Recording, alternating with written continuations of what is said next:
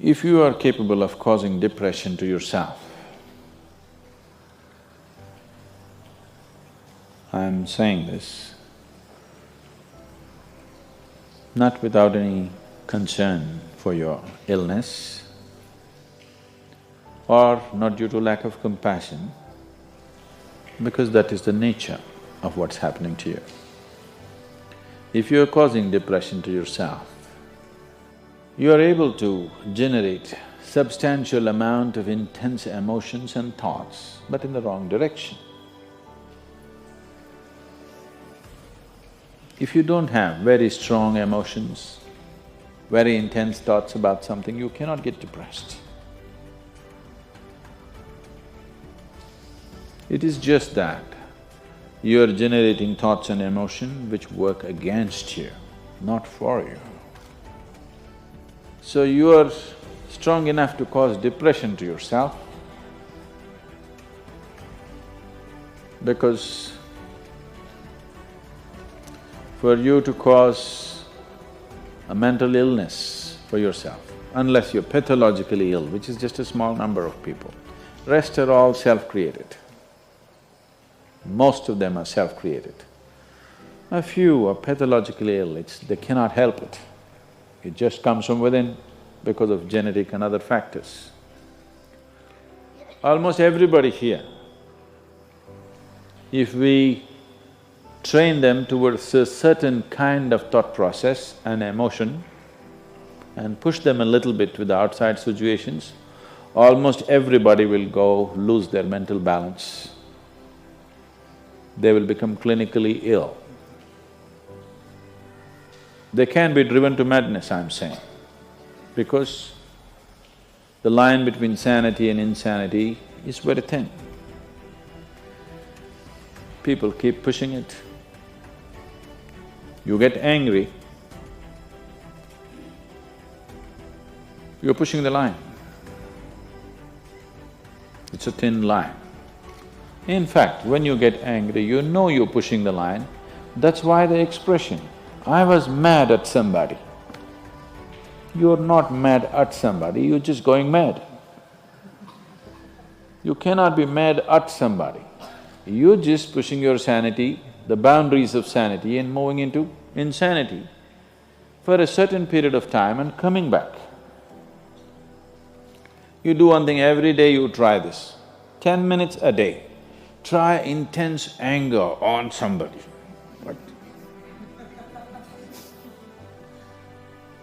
You will see in 3 months' time, you will be clinically there. Yes. Just try it if you want. Because if you keep pushing the line, you go mad and you come back, you go mad and you come back, one day you're not able to come back, that's all. One day you're not able to turn back, then you're clinically ill. You must understand, even if you got angry for a moment, you're already ill.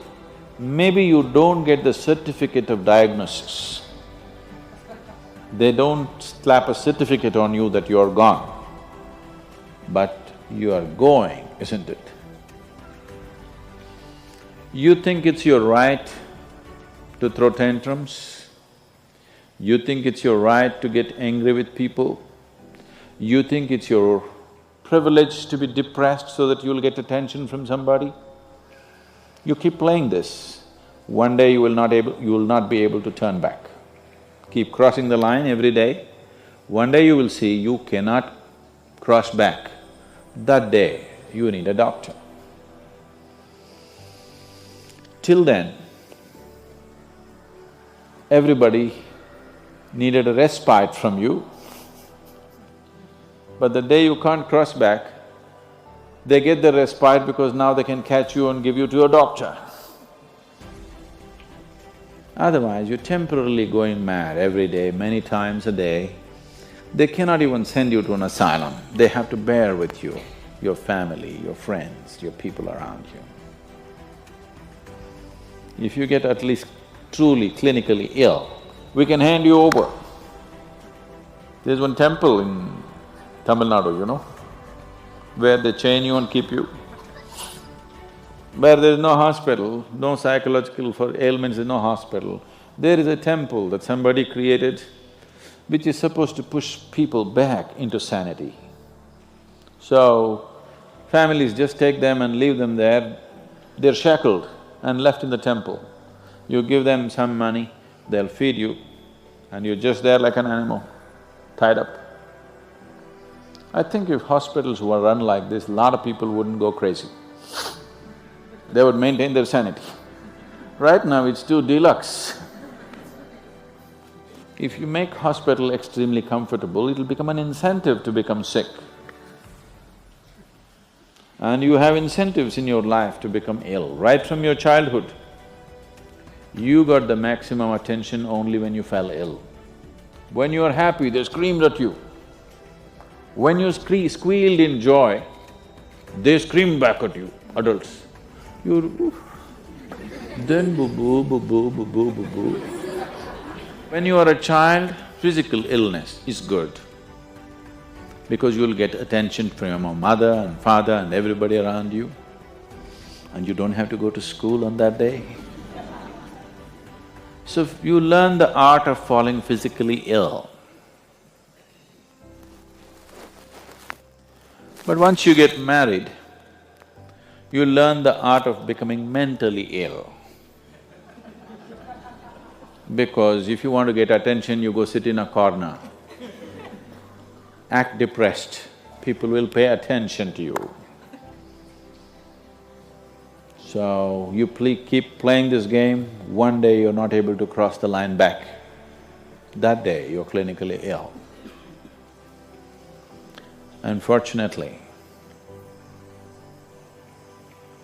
in many ways, not just in the way that I said now, in many different ways, I would say 70% of illnesses on the planet, all kinds, are self-created. Even if you get an infection, there is a way. If you keep yourself in a certain way, physically and mentally, the virus and the bacteria will not work the same way as it works upon somebody else.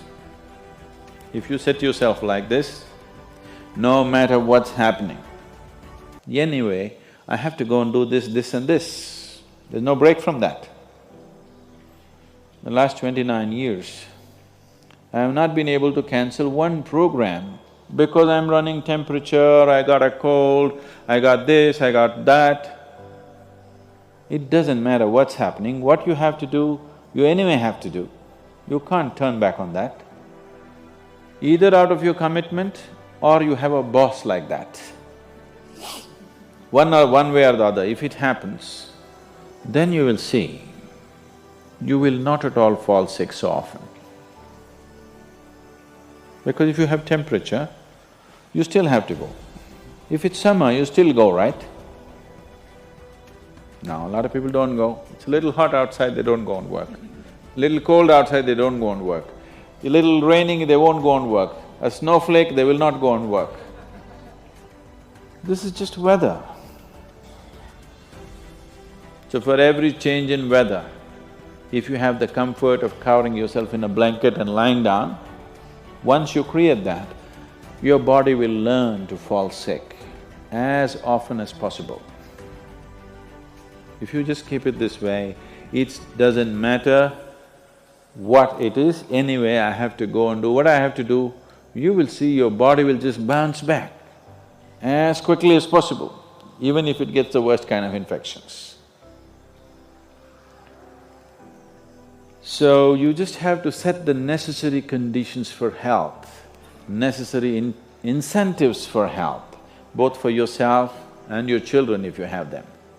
Do not set incentives for sickness. The child is sick, observe him from a distance, never go cuddle him.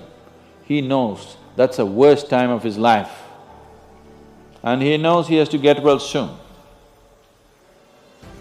And give him the best attention when he is joyful. You will see he naturally learns from within. His very chemistry will learn that it pays to be joyful, it doesn't pay to be sick.